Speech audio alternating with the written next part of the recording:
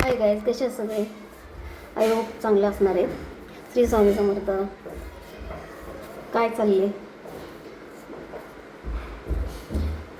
सकाळी उठली, अंघोळ वगैरे केली.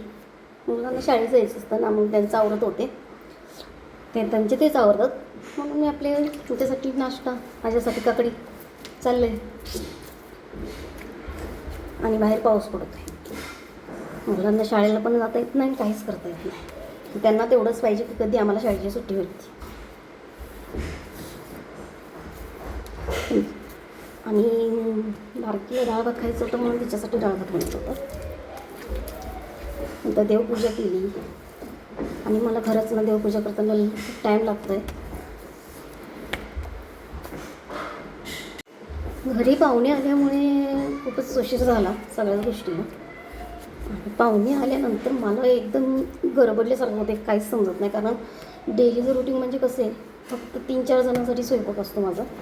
आणि पाहुणे आले म्हटलं का काय करायचं, काय नाही, अनकम्फर्टेबल बसायचं उठायचं सगळ्याच गोष्टी होतात. कारण मग त्यांच्यासाठी काय बनवायचं, काय नाही बनवायचं हे चालू असतं. ओळखीचे असले की जरा हे होतं.